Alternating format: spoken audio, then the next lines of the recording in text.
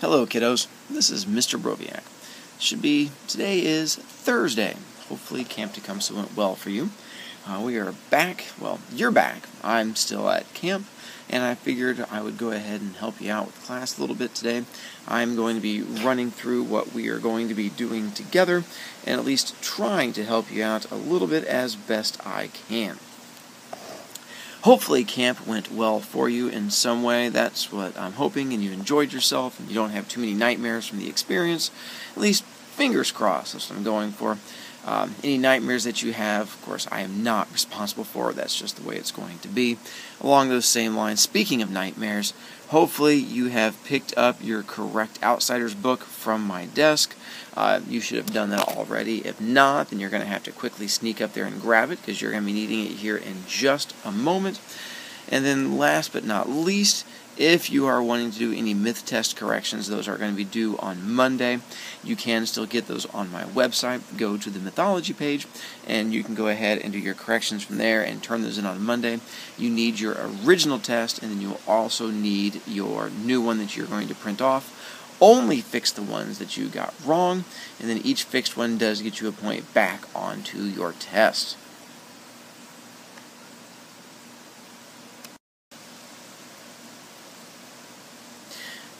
In a moment, we are getting ready to be starting on page 11 in the Outsiders. We are going to be on the right-hand side, which is where page 11 is going to be, and it's going to be the paragraph at the bottom where it starts off talking about Johnny Cade. So you want to go ahead and go to page 11. It'll make your life a little bit easier. So, what I'm going to start off here doing to help you guys out, since it's been a little bit since we did Outsiders with the whole Camp Tecumseh and then spring break and before that, and I figured the least I could do is we're going to do a little bit of a review of what happened in the Outsiders, and then I'm going to read a bit more with you, and then I'm going to have to stop reading at some point and have you guys begin reading on your own. But I figure at least for a little bit I have a few more pictures I wanted to show you, and I get a chance to read out loud to you. Consider it sort of like an audiobook with a few visual aids thrown in. Alright, once again, hopefully you remember the fact that we had Paul Newman, who popped up before, who was at the very beginning of it. We talked about the fact that he does play Doc in the Cars. He is also the Newman's own salad dressing. It's when Ponyboy comes out and he is talking about what it is he would like to look like, because he thinks Paul Newman looks all tough and cool. That's what he's referring to. Once again, our main narrator who is telling us the story is Ponyboy. His older brother is Soda Pop. That is his real name, as we find out in Chapter 2. He's going to start telling us more about that. And then we have the older brother, Derry. Remember, Derry has two R's in it for brother. And then, of course, there is the kid that is the loser, which is Dally, because Dally has two L's in it, and Loser has two L's in it. He's the one that makes all kinds of poor choices, jumps little kids, rolls drunks, is an overall jerk for the most part. Steve we'll get back to in a moment. 2-Bit is the one that has the switchblades. Johnny we're going to find out more about in just a moment too. The main characters in our book are going to be the Greasers, so just make sure, remember they're the ones, much like the movie Grease, they're the ones that wear the black leather jackets, the white shirts, make poor choices, hold up gas stations, and stuff like that. And then who is it that is trying to beat them up all the time? That's right, it's going to be the Socias, which stands for Socials, which is the shortened form, and then the Socials, or Socias, as the book refers to them, are the ones that go around trying to beat them up. And that's who pulls up in the red Corvair when Ponyboy is walking home from the movie theater, and the 4 or 5 of them jump out and they start to beat him up, and he freaks out and his friends come and save him, but the red Corvair is being drove by the Greasers out on their way. Madras is going to be the fancy clothing. They talk about, I think, real quick, this is going to be on page 7? No, 5. Page 5, it talks about the Madras shirt that the Soch was wearing when he is holding him down. That's when he smells the English leather shaving lotion and the stale cigarettes and stuff like that. This would be the type of clothing that he saw the Soch wearing. They do talk about Derry's cowlick and the fact that it sticks up in the back of his hair a little bit, much like alfalfa. But that was one of the things that sort of separates Derry from the rest when they're going through and talking about Derry, which is on page 8, or sorry, back up, page 6, when they introduce Derry for that part of it. And this jumps to the part where they're going through and making fun. I believe this jumps to page 8, when Soda Pop is talking to Derry, and it says he cocks his eyebrow. It's when the eyebrow pops up on one side, where you sort of give that overall look. That's the cocking of the eyebrow he's referring to, and that's Soda Pop that does it when talking to Derry. Just wanted to pop up a picture of all the characters again, just sort of make things easier for you as we go through.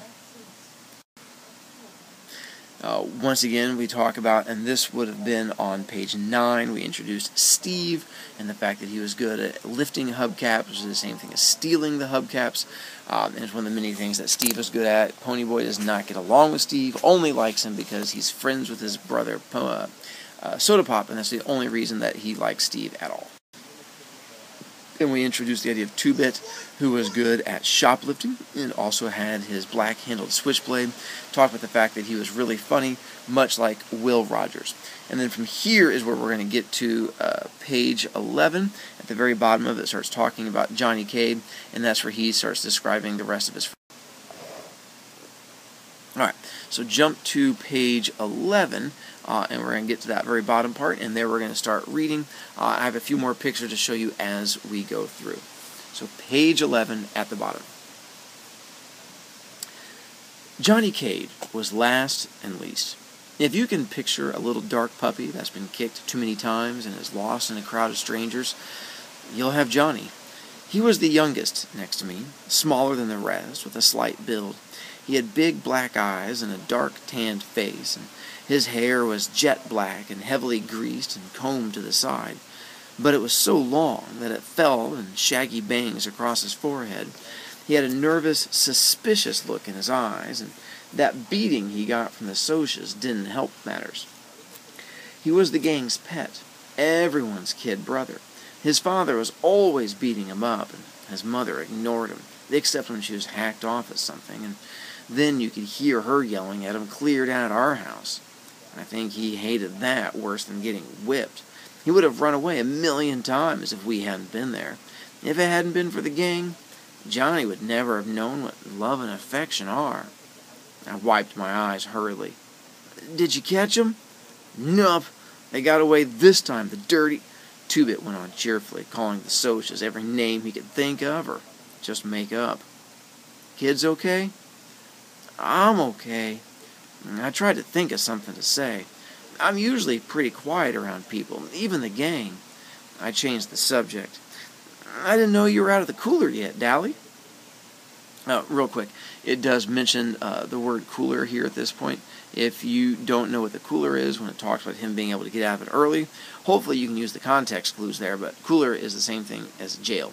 And so we find out that Dally had been in jail previous to this and then got out for good behavior. How Dally had good behavior is beyond me, but apparently he did. Good behavior, got off early. Dallas lit a cigarette and handed it to Johnny. Everyone sat down to have a smoke and relax. A smoke always lessens the tension. And I'd quit trembling, and my color was back. The cigarette was calming me down. Two-Bit cocked an eyebrow. It's a nice-looking bruise you got there, kid. I touched my cheek gingerly. Really? Two-Bit nodded sagely. It's a nice cut, too. It makes you look tough. Now, tough and tough are two different words. Tough is the same as rough. Tough means cool or sharp, like a tough-looking Mustang or a tough record. In our neighborhood, both are compliments. Steve flicked his ashes at me. What were you doing walking by your lonesome? Leave it to good old Steve to bring up something like that. I was coming home from the movies. I didn't think... Well, you don't ever think, Derry broke in. Not at home or anywhere when it counts. You must think at school with all the good grades you bring home, and you've always got your nose in a book, but you ever use your head for common sense? No sirree, bub. If you did have to go by yourself, you should have carried a blade. I just stared at the hole in the toe of my tennis shoe. Me and Derry just didn't dig each other. I never could please him. He would have hollered at me for carrying a blade if I had carried one. If I brought home B's, he wanted A's. If I got A's, he wanted to make sure they stayed A's. If I was playing football, I should be in studying. If I was reading, I should be out playing football. He never hollered at Soda Pop, not even when Soda dropped out of school or got tickets for speeding. He only hollered at me. Soda was glaring at him. Leave my kid brother alone, you hear? It ain't his fault he likes to go to the movies. It ain't his fault the socials like to jump us. If he had been carrying a blade, it would have been a good excuse to cut him to ribbons. Soda always takes up for me. Derry said impatiently, when I want my kid brother to tell me what to do with my other kid brother, I'll ask you, kid brother. But he laid off me. He always does when Soda Pop tells him to. Most of the time. Come on, next time get one of us to go with you, Pony Boy, Two-Bit said. You know any of us will.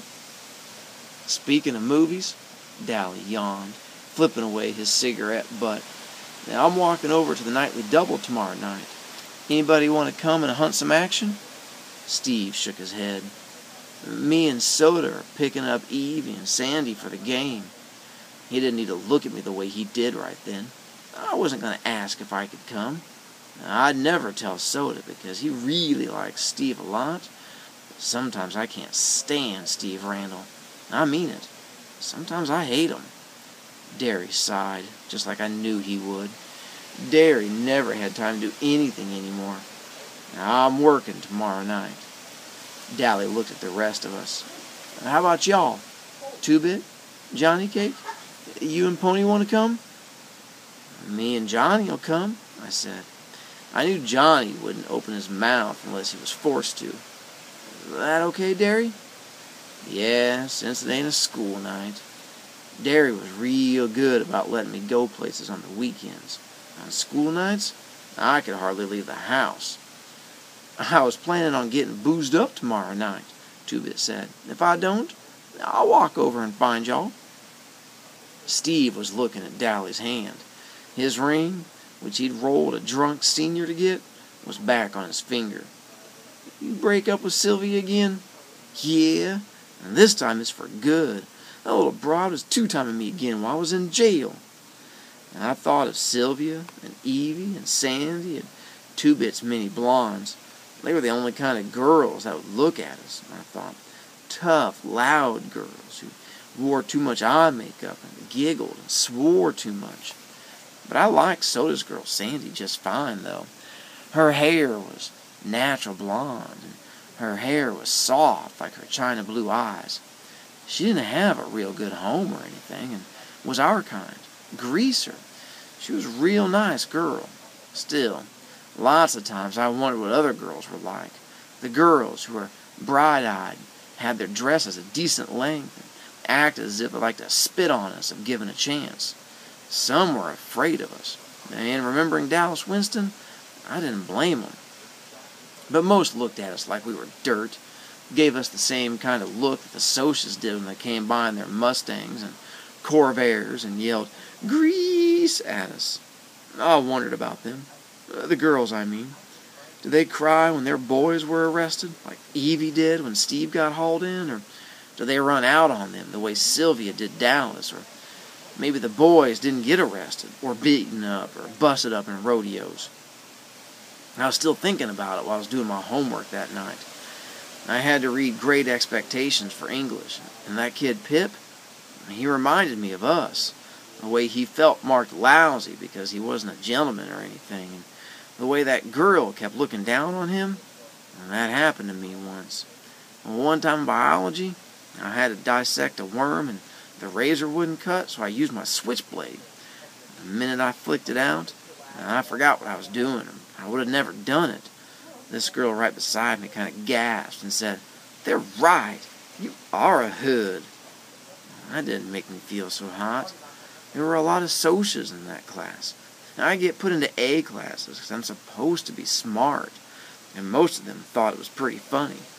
And I didn't, though. She was a cute girl. She looked real good in yellow. We deserve a lot of our trouble, I thought. I mean, Dallas deserves everything he gets, and should get worse if you want the truth.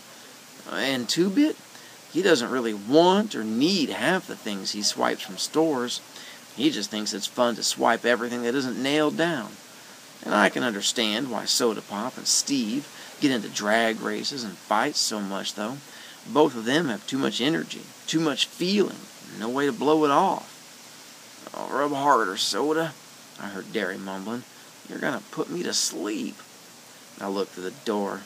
Soda Pop was giving Derry a back rub. Derry's always pulling muscles. He roofs houses, and he's always trying to carry 2 bundles of roofing up the ladder. I know Soda would put him to sleep because, well, Soda can put about anyone out when he puts his head to it. He thought Derry worked too hard anyway. I did too. Derry didn't deserve to work like an old man when he was only 20. He'd been a real popular guy in school. He was captain of the football team, and he'd been voted Boy of the Year. But we just didn't have the money for him to go to college, even with the athletic scholarship he won. And now he didn't have time between jobs to even think about college. So he never went anywhere, never did anything anymore except work out at gyms and go skiing with some old friends of his sometimes. I rubbed my cheek where it turned purple. I looked in the mirror, and it did make me look tough. But Derry made me put a Band-Aid on the cut. I remembered how awful Johnny had looked when he'd gotten beat up. I had just as much right to use the streets as the Socs did, and Johnny'd never hurt them. Why did the Socs hate us so much? We left him alone. I nearly went to sleep over my homework trying to figure it out.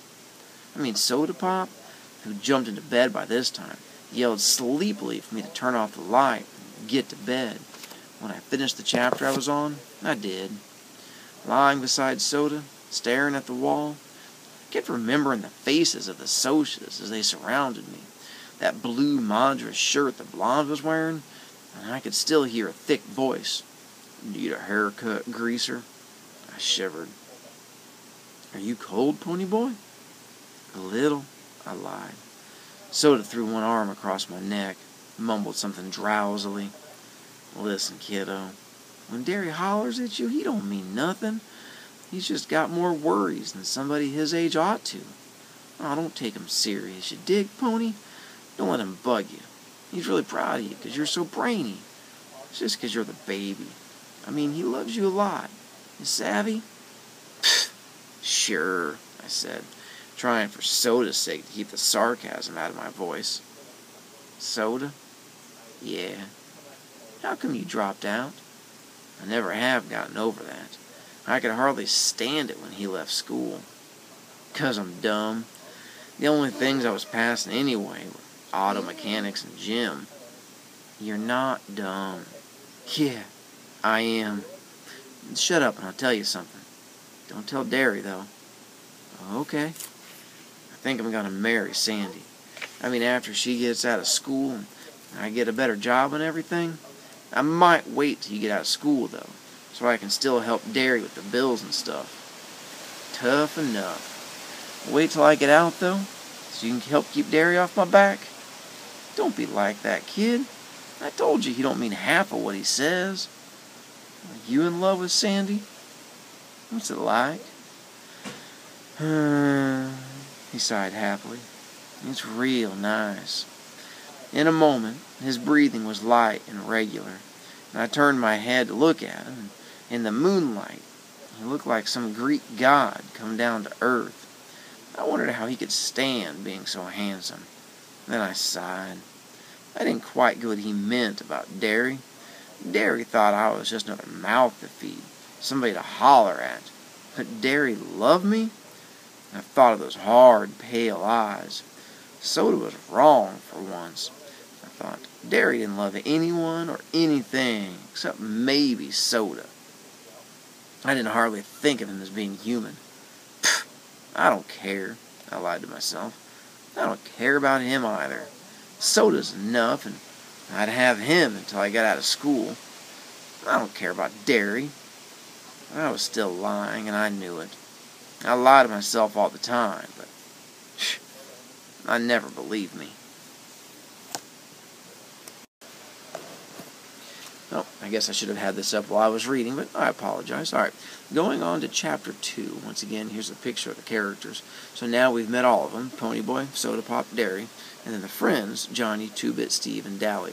In Chapter 2, we're going to introduce a few other characters from Socias, and this is where things start to speed up and take a wee bit of a turn. Figure I'm going to introduce some more concepts with you for Chapter 2, and then hopefully read a bit before having you read more on your own. Chapter 2. We're going to mention Cools here in just a moment, because talk about 2-Bit shoplifting some. If you didn't know what Cools were, I'm proud of you. Good job not knowing what they are, but they're a type of cigarette. Chapter 2, page 19. Dally was waiting for Johnny and me under the streetlight at the corner of Pickett and Sutton. And since we got there early, we had time to go over to the drugstore and the shopping center and goof around.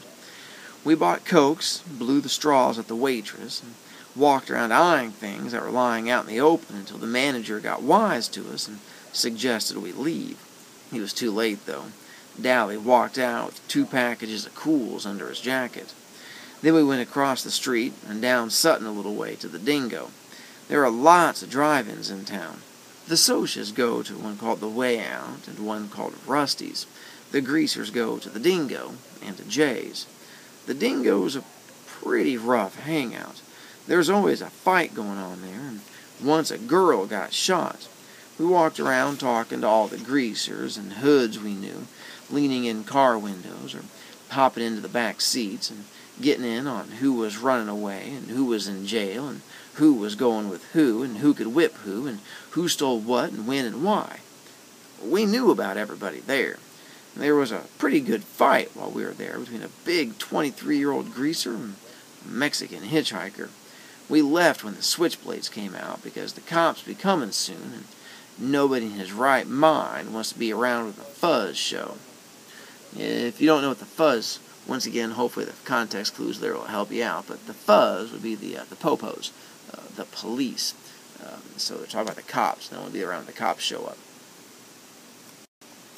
When they're talking about hanging out at the drive-in restaurant, and they mention all the different ones that are there, the Dingo and Jay's, the Way Out, Rusty's.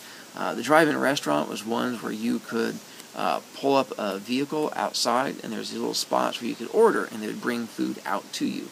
Sort of like the drive-through we have today, except you would park in the parking lot, and they would just bring that food out to you. If you've been to a Dog and Suds or a Sonic, which they have some of those still around, then that'd be the same idea. You would park out there, and they'd bring stuff out to you. Real popular at this time. And they're talking about going over to a drive-in theater. If you weren't sure what a drive-in theater is, once again, a really cool concept. But it's where you have this movie screen that's outside in the parking lot, and everyone parks their cars, and there's these little sticks out there that have speakers on them. And you'll see them all through there. Same thing down here. And they have little speakers on them, and they would play the sound for you for the movie. And you would sit in your car and listen to them. And oftentimes in this little front area you would see down here, in front of the theater, or in front of the screen at least, there would be movie theater seats. Probably not as comfy as the ones that you would have in actual movie theaters, like outdoor seating, like in a stadium. But you could sit there to watch the theater too. And that's what the greasers sneak up to do, to go sit in those seats when they're talking about the movie theater. Alright, back to page 20, that second paragraph. We crossed Sutton and cut around behind Spencer's Special, the discount house, and chased 2 junior high kids across a field for a few minutes. And by then it was dark enough to sneak in over the back fence of the nightly double drive-in movie. It was the biggest in town, showed 2 movies every night, and on weekends it showed 4. You could say you were going to the nightly double and have time to go all over town. We all had the money to get in. It only costs $0.25 if you're not in a car, but Dally hated to do things the legal way.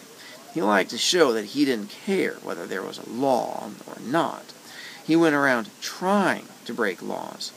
We went to the rows of seats in front of the concession stand to sit down. Nobody else was there except 2 girls who were sitting down front. Dally eyed them coolly and walked down the aisle and sat right behind them. I had a sick feeling that Dally was up to his usual tricks, and I was right.